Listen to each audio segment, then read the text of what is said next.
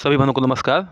शुरू करेंगे आज टेस्ट नंबर 5 और उसका पहला पार्ट। ठीक है, 1 से लेकर 25 क्वेश्चन तक पहुंचेंगे और समझ समझ के पहुंचेंगे।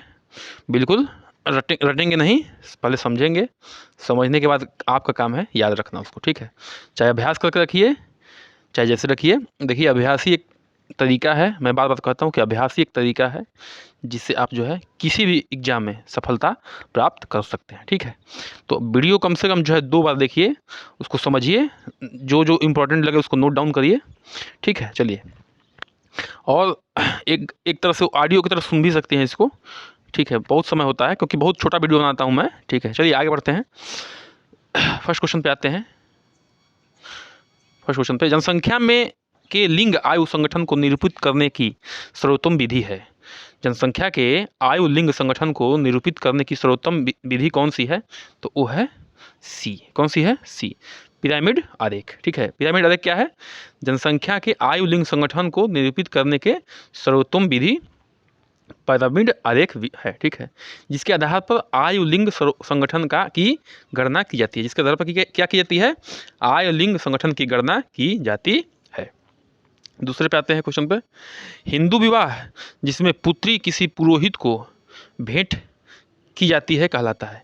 हिंदू विवाह जिसमें पुत्री किसी पुरोहित को भेंट की जाती है कहलाता है, वो क्या कहलाता है? बी, दैव विवाह। क्या कहलाता है? दैव विवाह। देखिए, दैव विवाह क्या है? दैव विवाह में कन्या के पिता एक यज्ञ की व्यवस्था करते हैं और अलंकारों से सजी कन्या का दान उस व्यक्ति को किया जाता है जो उस यज्ञ को उचित ढंग से पूरा करे। ठीक है, मतलब कहने का मतलब जो पुरोहित कराते हैं उसको क्या करना है? अपनी पुत्री को दान जो है सजा करना है। उसको क्या कहेंगे? उसको दैव विवाह कहेंगे। इस विवाह का प्रचलन प्राचीन काल में अधिक था, लेकिन वर्तमान काल में न यज्ञ का अधिक प्रचलन है और न ही दैव विवाह का। ठीक है, सही बात है। प्राचीन काल में ऐसे विवाह होते रहते थे। जो दैव विवाह है, पुरोहित जो यज्ञ करवाते थे उनको जो है पुत्री दान में दे दी जाती थी, एकदम सजा वजा के। आजकल वो सब प्रचलन नहीं है। ठीक है, चलिए आगे बढ़ते हैं। क्वेश्चन नंबर तीसरे पे आते हैं। बाल मृत्यु की समस्या के समाधान का उचित साधन है। ठीक है, बाल मृत्यु की समस्या का समाधान का उचित साधन क्या है? तो उसका तीसरा का क्या होगा? सी। क्या है? शिक्षा। क्या है? शिक्षा। देखिए, बाल मृत्यु के प्रति 1000 जीवित जन्मे शिशुओं में से 1 वर्ष या उसमें से इसमें कम उम्र में मर गए शिशुओं की संख्या ऐसे है। ठीक है, बाल मृत्यु क्या है? प्रति 1000 में जितने जीवित शिशु में से जो 1 वर्ष की बात हो रही है, 1 वर्ष उससे या उससे कम उम्र में मर गए शिशुओं की संख्या, ये क्या कहते हैं? बाल मृत्यु। मतलब 1000 संख्या रहेगी, उसमें से 1 वर्ष से जितने शिशु, मतलब 1000 जो पैदा हो रहे हैं शिशु, उसमें से 1 वर्ष से कम वाले की बात हो रही है, वो मर जाएंगे 1 साल के अंदर, तो उनको कहा जाएगा बाल मृत्यु। ठीक है, बाल मृत्यु का सबसे प्रमुख कारण निमोनिया ही होता है। ठीक है, निमोनिया होता है मतलब क्या होता है? निमोनिया में क्या होता है? उनके जो है फेफड़े में क्या होती है? सूजन आ जाती है। क्या होती है? फेफड़े में क्या होती है? सूजन आ जाती है। उसको जो है डॉक्टर के साथ प्रॉपर केयर करना चाहिए। बाल मृत्यु की समस्या के समाधान के सबसे उपयुक्त माध्यम शिक्षा है, जिसके द्वारा लोगों को यह जानकारी दी जा सकती है कि बच्चों को बाल मृत्यु से कैसे बचाया जाए और उनकी देखभाल कैसे की जाए। ठीक है, देखिए, शिक्षा ऐसा साधन है, मैं तो कहता हूँ कि शिक्षा ऐसा साधन है जो इंसान को जानवर से क्या बनाता है? इंसान बनाता है। सबसे बड़ी बात है, जानवर से क्या बनाता है? इंसान बनाता है, चाहे वो किसी क्षेत्र में हो। ठीक है, चाहे वो किसी क्षेत्र में की शिक्षा हो, ये बात ध्यान रखिए। ठीक है, चलिए आगे बढ़ते हैं। सरोगेट विवाह क्या है? ठीक है, सरोगेट विवाह के बारे में बात हो चुकी है। ये है ए, मृत पत्नी की बहन तथा विधुर पुरुष के बीच का विवाह। इसके बारे में बहुत बात कर चुके हैं। अगर कोई पत्नी जो है, कोई मृत मर जाती है तो उसका जो पति होगा उसकी विवाह किससे होगा? उसी के जो मृत मरी है उसकी बहन से होगा। उसको कहते हैं सरोगेट विवाह। ठीक है, आगे बढ़ते हैं। सभी बहनों से नम्र निवेदन है कि कृपया करके चैनल को सब्सक्राइब करिए। सब्सक्राइब करिए, देखिए, देखने में, सब्सक्राइब करने में आपका कुछ नहीं लगता है, सिर्फ क्या करना है? बटन दबाना है लाल वाला। उससे हमें क्या मिलता है? मोटिवेशन मिलता है। लाइक करिए, कमेंट करिए। ठीक है, चलिए आगे बढ़ते हैं। आगे बढ़ते हैं, 5वें पे आते हैं। भोज्य पदार्थ को कौन सा जीवाणु नष्ट करता है? ठीक है, तो भोज्य पदार्थ को कौन सा जीवाणु नष्ट करता है? तो इसमें 5वें का आंसर होगा सी। क्या है? बैक्टीरिया। कौन नष्ट करता है? सी, बैक्टीरिया। भोज्य पदार्थों को बैक्टीरिया नष्ट कर देते हैं। ठीक है, किसी भी खाद्य सामग्री में बैक्टीरिया के समावेश से वह क्या हो जाता है, दोषपूर्ण हो जाता है तथा उसे आहार के रूप में प्रयुक्त नहीं किया जा सकता है। ठीक है ना। देखिए ईस्ट और मोल्ड जो है, आप सुने होंगे कि ईस्ट और मोल्ड का प्रयोग किसमें करते हैं, ब्रेड बनाने में करते हैं। ब्रेड में क्या करते हैं, ब्रेड में आटा में गूंथ देते हैं इसको मिला के, फिर जो है सुबह में क्या करते हैं, इससे ब्रेड तैयार करते हैं। समझ रहे हैं। छठे प्रश्न पे आते हैं। छठे प्रश्न पे, खाद्य ऊर्जा की क्रांतिक या क्रांतिक जिसे क्रिटिकल भी कहते हैं इकाई दिखाई जाती है। ठीक है। देखिए क्रिटिकल क्या है, इसमें सबसे पहले जान लीजिए कि बीएमआर क्या है। क्या है बीएमआर क्या है, ठीक है ना। तो बीएमआर क्या है, बीएमआर है बेसल मेटाबॉलिक रेट। क्या है, basal BASAL basal metabolic rate, ठीक ना, बेसल मेटाबॉलिक रेट। ठीक है। बेसल मेटाबॉलिक रेट ऊर्जा को कैलोरी में व्यक्त करने का एक नंबर है। ठीक है। ऊर्जा को कैलोरी में व्यक्त करने का क्या है, एक नंबर है। हर व्यक्ति का बीएमआर अलग अलग होता है। ठीक है ना, जो व्यक्ति के वजन, ऊंचाई, उम्र तथा दैनिक कार्यशैली आदि पर निर्भर करता है। व्यक्ति का वजन कैसा है, ऊंचाई कैसी है, उम्र कैसी है, कितना वो दिन भर में काम करता है, उस पर जो है निर्भर करता है कि उसको कितना बीएमआर चाहिए। ठीक है। यह हमें बताता है कि जब हमारा शरीर आराम की अवस्था में होता है तब हमें कम से कम कितनी ऊर्जा की आवश्यकता होती है, और जब ज़्यादा काम करते हैं तो कम से कम उसमें कितनी ऊर्जा की आवश्यकता होती है। बीएमआर को व्यक्त करने के लिए हैरिस बेनेडिक्ट ने एक फार्मूला दिया जो विभिन्न कार्यशैली के आधार पर निम्न है। ठीक है। देखिए जो उन्होंने दिया है, कौन दिया है बताइए, अभी बोले हैं नाम, हैरिस बेनेडिक्ट ने।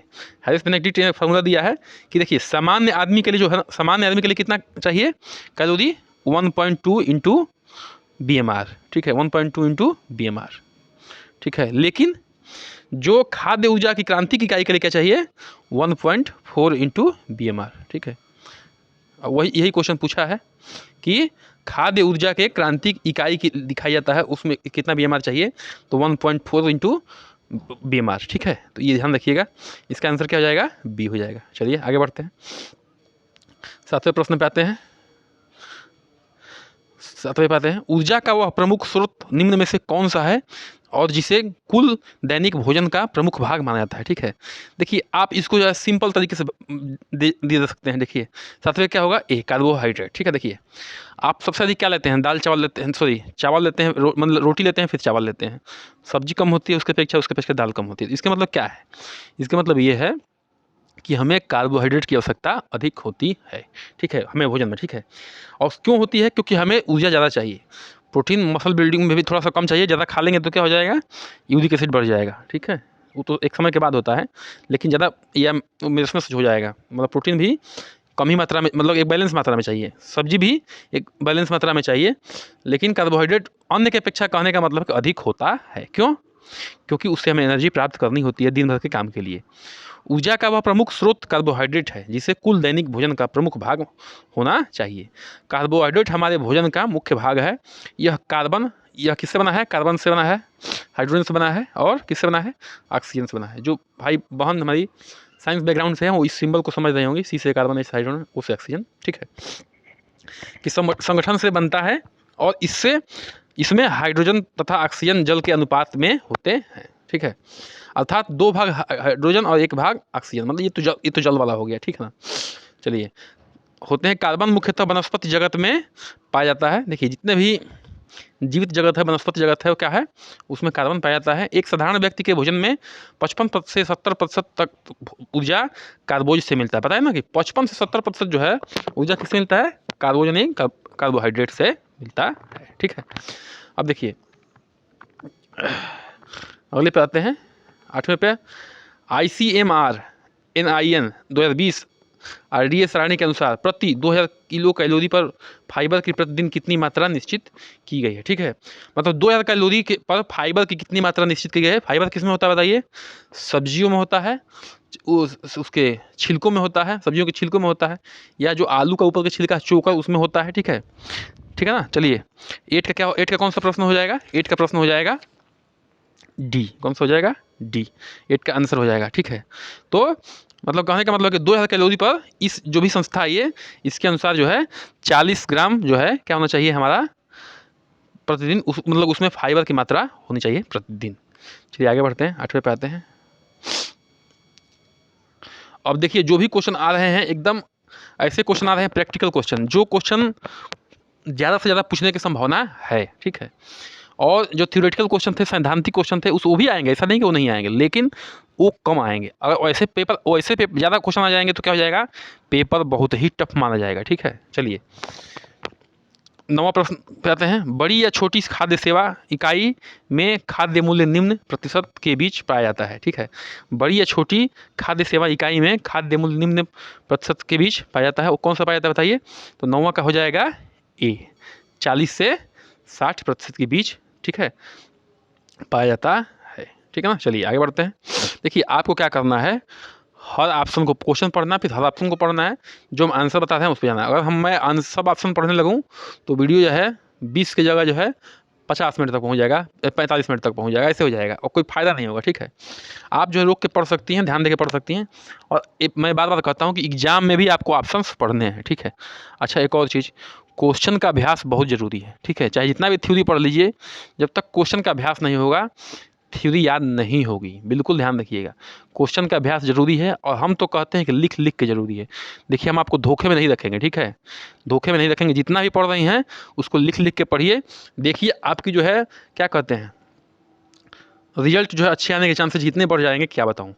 जब हम लोग 10th 12th में पढ़ते थे तो मास्टर साहब लोग क्या कहते थे कि बेटा लिख लिख के पढ़ो, लिख लिख के पढ़ो। क्यों? क्योंकि लिखने से जो हमारे जो ज्ञान है वो कहाँ पहुँच जाता है, स्पाइनल कार्ड में पहुँच जाता है, और बहुत दिन तक भी याद रहता है, ठीक है। चलिए 10वां क्वेश्चन आते हैं। आवश्यकता से अधिक भोजन ग्रहण करना कहलाता है, ठीक है। आवश्यकता से अधिक भोजन ग्रहण करना क्या कहलाता है। 10 का हो जाएगा ए, अति पोषण, ठीक है। अति पोषण, पोषण की क्या हो गई, अति हो गई, ठीक है। आवश्यकता से अधिक भोजन ग्रहण करने को का अति पोषण कहलाता है। अति पोषण मतलब ओवर न्यूट्रिशन कहते हैं। अति पोषण क्या कहते हैं, ओवर, ठीक है। जब व्यक्ति के आहार में कुछ पौष्टिक तत्वों की अधिकता हो जाती है तब यह अधिकता लंबे समय तक चलती रहती है, जो अति पोषण कहलाता है। इसके कारण कई रोग हो जाते हैं। जैसे देखिए अति पोषण क्या होगा, इसके कई कौन कौन सा रोग हो जाएगा, मोटापा हो जाएगा। क्या हो जाएगा, मोटापा, ठीक है ना, मोटापा हो जाएगा। चलिए आगे बढ़ते हैं। हृदय रोग भी हो सकते हैं, हृदय रोग, हृदय रोग हो सकते हैं, ठीक है। और उच्च रक्तचाप, ठीक है ना, मतलब कि बीपी जिसको कहते हैं, high BP, high BP, high BP, ठीक ना, हाई बीपी हो सकता है। और हाइपर बिटोमनेसिस एडी, ठीक है ना। देखिए ध्यान सुनिए, शरीर क्या है, ये शरीर जो है, इस शरीर में जितना आप ऊर्जा ले रहे हैं, जितना एनर्जी ले रहे हैं, और उतनी एनर्जी लॉस कर देते हैं, ठीक है। ये बॉडी है, ठीक है, ये बॉडी है। जितनी एनर्जी ले रहे हैं उतनी एनर्जी अगर लॉस कर देते हैं तब तो आपकी शरीर फिट रहती है। अगर एनर्जी की मात्रा अधिक हो गई, एनर्जी की मात्रा अधिक हो गई किससे, इस लॉस करने वाली एनर्जी से, तो क्या होगा, आपको मोटापा हो जाएगा। क्या हो जाएगा, मोटापा हो जाएगा। मोटापा होगा तो क्या होगा, आपके शरीर में रक्त पहुंचाने में किसको समस्या होगी, हृदय को समस्या होगी। जब हृदय को समस्या होगी तो क्या होगा, बीपी अपने आप बढ़ जाएगा। ध्यान रखिएगा, इस बात को ध्यान सुनिएगा कि जब मोटापा बढ़ जाएगा तो हृदय पे क्या पड़ेगा, इफेक्ट पड़ेगा। हृदय जो है, हृदय को बहुत ज़्यादा काम करना पड़ेगा, ठीक है ना, क्योंकि आपकी जो है कोलेस्ट्रॉल लेवल बढ़ गया है। आपकी नसें जो है मोटी, अंदर की मोटी से क्या जो अंदर की नसों का जो नाड़ी का ये वाला नाड़ी जो ये है, ये जितना बड़ा था ये होल छेद, वो अब क्या हो गया है, पतला हो गया है। तो हृदय को बहुत ज़्यादा पंप करना पड़ेगा, जो ज़्यादा जोर लगाना पड़ेगा। इससे क्या होगा, आपका बीपी क्या हो जाएगा, बढ़ जाएगा, ठीक है। चलिए आगे बढ़ते हैं, आगे बढ़ते हैं, 11 पे आते हैं, ठीक है। द्रौपदी का पांडवों से विवाह उदाहरण है, ठीक है। द्रौपदी का पांडवों से विवाह उदाहरण किसका है, बी का, भ्रातृक बहुपति का, ठीक है। भ्रातृक बहुपति में क्या होता है, देखिए द्रौपदी का पांडवों से विवाह जो है भ्रातृक बहुपति विवाह का उदाहरण है। इसमें एक स्त्री अपने पति के सभी भाइयों की पत्नी होती है, ठीक है ना। इसमें क्या थी, द्रौपदी जी क्या थी, 5 पांडवों की क्या थी, पत्नी थी। तो इस विवाह में क्या होता है कि सभी भाइयों की क्या होती है, पत्नी होती है। वर्तमान में भारत में जौनसार, बाबर के खस तथा नीलगिरी के टोडा लोगों में यह प्रथा है। कहाँ पे है, देखिए ऐसा मत सोचिए कि अभी ये प्रथा खत्म हो गई, अभी भी ये प्रथा है। जौनसौर, बाबर के खास खस तथा नीलगिरी के टोडा लोगों में ये प्रथा है। चलिए 12वें प्रश्न पे आते हैं। इसमें से किसने स्तंभ परिवार संप्रत्यय दिया है, ठीक है। इसमें इनमें से किसने स्तंभ परिवार संप्रत्यय दिया है, तो 12वां का हो जाएगा सी, लिपले ने, ठीक ना। लिपले, देखिए फिर से सैद्धांतिक क्वेश्चन आ गया। लिपले ने क्या दिया है, स्तंभ परिवार की अवधारणा दिया है, ठीक है। लिपले परिवार के एक ऐसे रूप को स्तंभ परिवार की संज्ञा दी है जिसमें एक नाभिक परिवार के साथ एकाधिक अन्य संबंधी भी रहते हैं। इनके दृष्टि से स्तंभ परिवार कई दृष्टि में एक आदर्श परिवार होता है, क्योंकि इसमें पितृसत्तात्मक परिवार की अपेक्षा पारिवारिक स्थायित्व एवं निष्ठा के साथ साथ पारिवारिक सदस्यों को व्यक्तिगत स्वतंत्रता काफ़ी मात्रा में प्राप्त होती है। देखिए इसमें क्या है कि अगर आपका न्यूक्लियर फैमिली है, उसमें जो है हो सकता है कि पत्नी का क्या आ जाए, पत्नी के माँ बाप आ जाए, क्योंकि उनके बेटे नहीं हैं, चाहे उनको देखभाल करने वाला कोई नहीं है, तो ऐसे परिवार क्या कहेंगे, स्तंभ परिवार कहेंगे। और ऐसे परिवार तभी चल सकते हैं जब क्या होगा, एक निष्ठा बनी रहेगी, क्या बनी रहेगी, निष्ठा बनी रहेगी परिवार के अंदर और एक दूसरे के प्रति, ठीक है। चलिए आगे बढ़ते हैं। विस्तृत परिवार का अर्थ है, ठीक है। विस्तृत परिवार का क्या अर्थ है, तो इसका अर्थ है बी, सम्मिश्रित परिवार। देखिए विस्तृत परिवार का अर्थ है सम्मिश्रित परिवार। विस्तृत परिवार के घटक समूहों के सदस्य एक साथ सम्मिलित रूप से एक ही घर में नहीं रहते हैं, ठीक ना। क्या कहते हैं, एक ही घर में रहते हैं, प्रायः वे एक दूसरे के नज़दीक रहते हैं तथा एक जैसी गतिविधियों से जुड़े रहते हैं, जिसमें मातृपक्ष और तथा या पितृपक्ष या दोनों पक्ष हो सकते हैं। देखिए एक घर में तो नहीं रहते हैं, लेकिन आसपास रहते हैं और जैसे एक ही गतिविधियों से जुड़े रहते हैं, ठीक है। ऐसे परिवार क्या कहते हैं, सम्मिश्रित परिवार कहते हैं, ठीक है। क्वेश्चन नंबर 14 पे आते हैं। जनसंख्या के इतिहास में किस वर्ष को महान विभाजक वर्ष की संज्ञा दी गई है, ठीक है। तो कौन सी महान, देखिए ये सब प्रश्न जो है बिल्कुल आने वाले प्रश्न संभालना है। सी को क्या कहा गया है, महान विभाजक वर्ष, ठीक है। देखिए भारत की जनसंख्या में वर्ष 1921 के पश्चात तीव्र गति से वृद्धि देखने को मिलता है, ठीक है। 1921 के पश्चात, मतलब 1921 के बाद जो है भारत की जनसंख्या में तीव्र गति से वृद्धि देखने को मिलता है। इसीलिए इस वर्ष को क्या कहते हैं, 1921 को क्या कहते हैं, जनसंख्या इतिहास में महान विभाजक वर्ष कहते हैं, ठीक है। चलिए आगे बढ़ते हैं। क्वेश्चन नंबर 15 पे आते हैं, ठीक है। भारत में किस वर्ष जेंडर बजटिंग को औपचारिक रूप से लागू किया गया, ठीक है। भारत में किस वर्ष जेंडर बजटिंग को औपचारिक रूप से लागू किया गया, तो है 15 का ऑप्शन होगा आपका बी, 2005 में, ठीक है। 2005 में जो है क्या किया गया, भारत में जेंडर बजटिंग को औपचारिक रूप से 2005 में लागू किया गया, जिसका उद्देश्य महिलाओं के खिलाफ होने वाले भेदभाव को समाप्त कर लैंगिक समानता को बढ़ावा देना है, ठीक है। मतलब कि महिलाओं के जो है इसका उद्देश्य क्या है कि महिलाओं के खिलाफ जो भेदभाव समाप्त कर लैंगिक समानता को बढ़ावा देना है, ठीक है। 16वें प्रश्न पे आते हैं। भारतीय संविधान के किस अनुच्छेद में के अंतर्गत शिक्षा का अधिकार मौलिक अधिकारों के रूप में लागू किया गया। देखिए बहुत इंपॉर्टेंट क्वेश्चन है, ये है सी, अनुच्छेद 21 का क। क्या है, अनुच्छेद 21 का क। देखिए 86वां संशोधन हुआ था 2002 में, ठीक है। इसके तहत क्या किया गया था, अनुच्छेद 21 क में जोड़ा गया था। इसके अंतर्गत 6 से 14 वर्ष के आयु के बालकों को शिक्षा का मूल अधिकार दिया गया। ध्यान रखिएगा, ये क्वेश्चन बहुत इंपॉर्टेंट है, ये दूसरी बार बता रहे हैं इस टेस्ट सीरीज में। आगे बढ़ते हैं। कुछ क्वेश्चन बहुत ही अच्छा रखा है इस किताब में इन्होंने, और ऐसे क्वेश्चन जल्दी बहुत ही पूछे जाने के पूरे चांस है। दहेज निरोधक संशोधन अधिनियम 17वां प्रश्न, 1986 के अंतर्गत दहेज के दोषी पाए गए व्यक्ति को कितना जुर्माना किया जा सकता है, ठीक है। तो 17वां का आंसर होगा बी, कितना होगा बी, 15,000, ठीक है। दहेज निषेध अधिनियम 1961 के अंतर्गत दहेज मांगना देना राज्य के विरुद्ध और गैर जमानती संज्ञेय अपराध है, और जिसमें कम से कम 5 वर्ष की कारावास और 15,000 रुपये जुर्माना देने का प्रावधान रखा गया है, ठीक है। चलिए आते हैं क्वेश्चन नंबर 18 पे, आगे बढ़ते हैं। थोड़ी सी सर्दी हो गई है, ठीक है। R.W. कोनेल के अनुसार लिंग क्रम पद किसे संदर्भित करता है। R.W. कोनेल के अनुसार लिंग क्रम किसे प्रदर्शित करता है, तो करता है 18 का हो जाएगा ए। क्या हो जाएगा ए, पुरुषत्व तथा नारीत्व के बीच शक्ति संबंध का पैटर्न, ठीक है, ठीक है ना। पुरुषत्व तथा नारीत्व के बीच शक्ति संबंध का पैटर्न जो है ये संदर्भित करता है, ठीक है। चलिए आगे बढ़ते हैं। निम्नलिखित क्या करना है, सुमेलित करना है। निम्नलिखित में से कौन सा सुमेलित नहीं है, इसकी बात हो रही है, कौन सुमेलित नहीं है? तो 19 का होगा सी, ये सुमेलित नहीं है 19 का, तो यही आंसर हो जाएगा। ठीक है, बाकी सब सुमेलित है। ठीक है, सीमा शुल्क, अनौपचारिक नियंत्रण, परंपरा क्या है? अनौपचारिक नियंत्रण, संस्कार क्या है?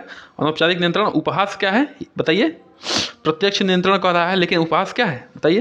तो 19 का क्या हो जाएगा? उपहास। अप्रत्यक्ष एवं समग्र नियंत्रण है। ठीक है, वो क्या है? अप्रत्यक्ष एवं समग्र नियंत्रण है। ठीक है ना। देखिए, सीमा शुल्क, परंपरा क्या है? अनौपचारिक नियंत्रण में आते हैं, और संस्कार भी अनौपचारिक, मतलब औपचारिक नहीं है। ये कौन सा ये किस तरह का नियंत्रण है? ये जो है सरकार द्वारा नहीं लगाई जाती है, ये क्या लगाया जाता है? ये जो है समाज द्वारा लगाया जाता है, समाज द्वारा जो है तय किया जाता है। ठीक है ना, आगे बढ़ते हैं। योजनाबद्ध सामाजिक परिवर्तन, योजनाबद्ध सामाजिक परिवर्तन कहलाता है। ठीक है, तो 20 का क्या हो जाएगा? बी, प्रगति। अगर योजनाबद्ध तरीके से समाज में परिवर्तन किया जाए, योजनाबद्ध तरीके से समाज में परिवर्तन होता है तो क्या होता है? आपकी प्रगति होती है, विकास होता है। ये कैसे पे आते हैं? सामाजिक परिवर्तन का तात्पर्य सामाजिक संगठन अर्थात समाज की संरचना एवं प्रकारों में परिवर्तन है। यह परिभाषा किसकी है? ध्यान रखिएगा, इस परिभाषा को बिल्कुल आपको याद रखना है। के डेविस है। कौन है? के डेविस। सामाजिक परिवर्तन का तात्पर्य सामाजिक संगठन अर्थात समाज की संरचना एवं प्रकारों से परिवर्तन है। यह किसने दिया है परिभाषा? इसने दिया है के डेविस ने दिया है। चलिए आगे बढ़ते हैं।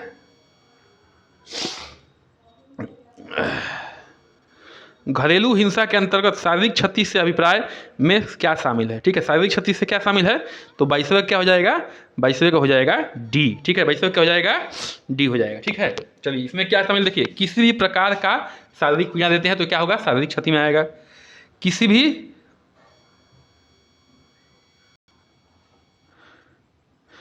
ऐसा कोई कार्य जो महिला के जीवन, शरीर के अंग या स्वास्थ्य को खतरे में डालता है, इसके ये भी शारीरिक क्षति में आ जाएगा।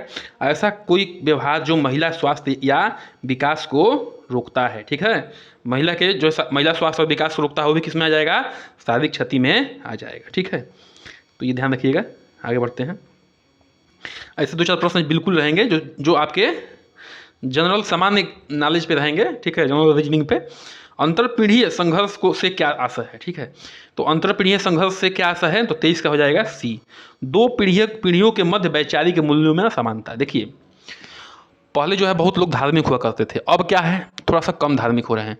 उसके बाद क्या होगा? और कम धार्मिक हो जाएंगे। जैसे जैसे हमारा जीवन साइंस की ओर भागेगा, भाग दौड़ की तरफ भागेगा, क्या होगा? पुराने वैचारिक मूल्यों से हम लोग हटेंगे और किधर भागेंगे? वेस्टर्न मूल्यों की तरफ भागेंगे और मॉडर्न युग की तरफ रुख करेंगे। ठीक है, आप इस चीज़ को अंदाज़ा लगा सकते हैं अपने घर परिवार में या अपने पीढ़ी दर पीढ़ी अपना अवलोकन करके। ठीक है, 24वां पे आते हैं। भारत में बहुआयामी गरीबी सूचकांक किसके द्वारा जारी किया जाता है? देखिए, बहुत इंपॉर्टेंट है। भारत में बहुआयामी गरीबी सूचकांक किसके द्वारा जारी किया जाता है? ये क्वेश्चन जो है मैं पहले भी वो कर चुका हूँ, बता चुका हूँ। तो बी, नीति आयोग द्वारा। ठीक है, नीति आयोग क्या करती है? बहुआयामी मतलब कि एक से अधिक आयाम पे। ठीक है ना, 3 तो मेन है, क्या है बताइए? स्वास्थ्य, शिक्षा और रहन सहन जो होता है, रहने का ढंग। इसमें जो है उसके अंतर्गत 12 आयाम लिए गए थे। ठीक है, मैं पिछले वीडियो में डिस्कस कर चुका हूँ, जाके देख सकते हैं उसको। ठीक है, ऐसे प्रश्न बिल्कुल आएंगे। आज का अंतिम प्रश्न। ठीक है, इससे पहले सभी मनुष्य निवेदन है कि कृपया करके चैनल को क्या करिए? सब्सक्राइब करिए, लाइक करिए, शेयर करिए। निम्नलिखित में से किसने पहली बार जेंडर शब्द का प्रयोग किया था? ठीक है, ऐसे भी क्वेश्चन बिल्कुल आएंगे। सिंपल 25 में निम्नलिखित में से किसने सबसे पहले जेंडर शब्द का प्रयोग किया था? तो 25 का डी होगा, करुणा चानना ने। ठीक ना, करुणा चानना ने क्या किया था? अपनी पुस्तक एजुकेशन एंड वोमेन में सर्वप्रथम जेंडर शब्द का प्रयोग किया था। किस पुस्तक में? एजुकेशन एंड वोमेन में। ठीक है, इसी के साथ जो है आज का वीडियो समाप्त करते हैं इस टेस्ट को, और बने रहिए हमारे साथ। चैनल को सब्सक्राइब करिए। बहुत बहुत धन्यवाद।